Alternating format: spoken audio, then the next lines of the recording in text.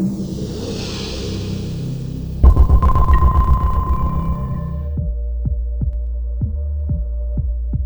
kind of had it in my head that obviously when I'm coming to the end of my career that I wanted to stay in rugby and stay involved in rugby and go into maybe the coaching side of things.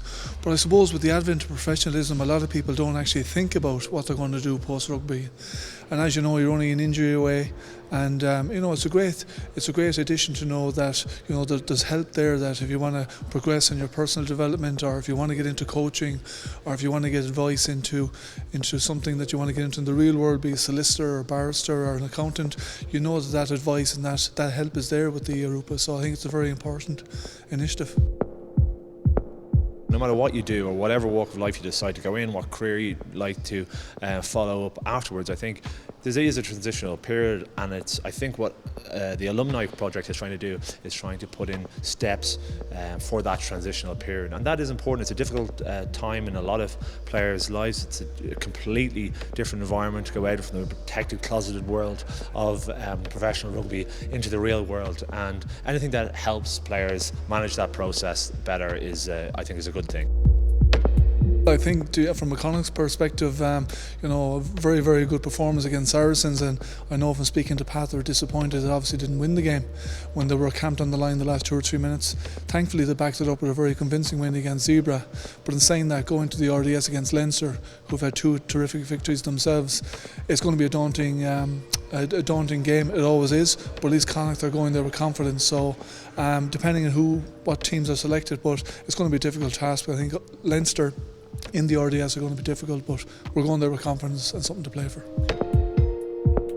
But if you're going to play Connacht, you're going to have a real physical test on your hands, and if you don't turn up, you're going to get embarrassed. And it actually happened to Leinster not so long ago.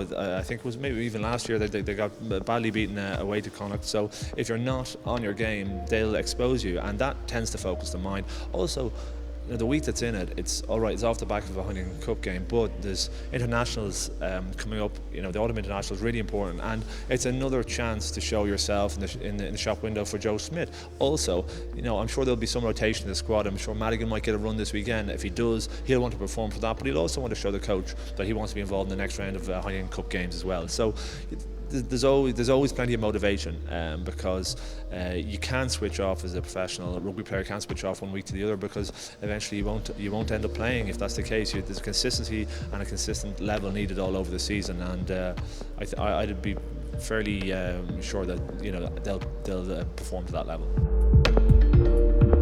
Yeah, I suppose everybody is anticipating what Joe's going to do, and they're very excited about what Joe's going to bring to the national setup. So but there are 3 stern tests against Samoa, Australia, and then finish with the All Blacks. So 3 tough tests for the Irish team, 3 tough tests for Joe. But I think there'll be bruising physical encounters, but we all look forward to them and see what comes out of it. I think that the stakes are that high. Joe Smith is a new coach, so he hasn't got any past favourites.